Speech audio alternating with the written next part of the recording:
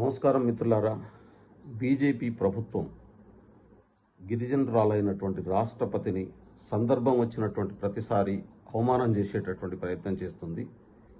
దీన్ని ఆదివాసీ కాంగ్రెస్ పార్టీ తీవ్రంగా ఖండిస్తూ ఉంది. రాష్ట్రపతి భవన్ ఇనాగరేషన్ కొత్త భవనం పెట్టుకున్నప్పుడు మొత్తం భారత రాజ్యాంగానికి చీఫ్ అయినటువంటి రాష్ట్రపతిని ఇన్విటేషన్ ఇవ్వకుండా అవమానం చేసినటువంటి పరిస్థితి మనం చూసాం. దాన్ని ఆ రోజు ఆదివాసీ కాంగ్రెస్ తరఫున పెద్ద ఎత్తున కాంగ్రెస్ పార్టీ ప్రొటెస్ట్ చేసింది, మీకు తెలుసు. నిన్న మళ్ళీ జరిగినటువంటి సంఘటన చాలా బాధాకరం, కలిచివేస్తున్నటువంటి పరిస్థితి ఉంది. అద్వానీ గారికి భారతరత్నను భారత ప్రభుత్వం డిక్లేర్ చేసింది. సహజంగా భారతరత్న కోసం ఒక పీరియడ్ నిర్వహిస్తారు, అందరికి ప్రదానం చేస్తారు, రాష్ట్రపతి గారి చేతుల మీదుగా అందజేస్తారు, అందరు అక్కడికి వెళ్ళి తీసుకుంటారు. అద్వానీ గారి బహుశా ఆరోగ్యం బాగలేకపోవడం వల్ల తాను అక్కడికి చేరుకోనటువంటి పరిస్థితి ఉండొచ్చు.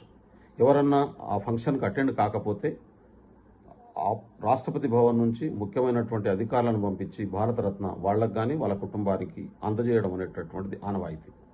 దానికి విరుద్ధంగా నిన్న స్వయాన అద్వానీ గారి ఇంటికి భారత రాష్ట్రపతి గారు అయినటువంటి ముర్ము గారు వెళ్ళినటువంటి పరిస్థితి. అదేవిధంగా భారత ప్రధానమంత్రి మోడీ గారు కూడా ఈ కార్యక్రమంలో పాల్గొన్నారు.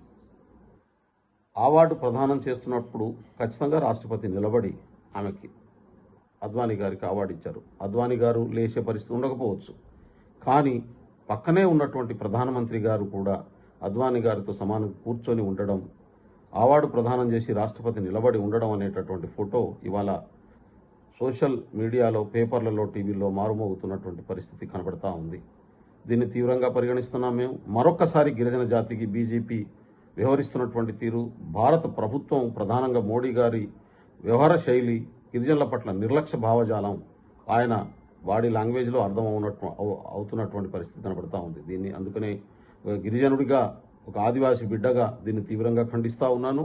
ఈ గిరిజనులను అవమానం చేసేటటువంటి విధానాన్ని విడనాలని చెప్పి బీజేపీ నాయకత్వాన్ని నేను కోరుతా ఉన్నాను, ప్రధానమంత్రి గారిని కోరుతా ఉన్నాను.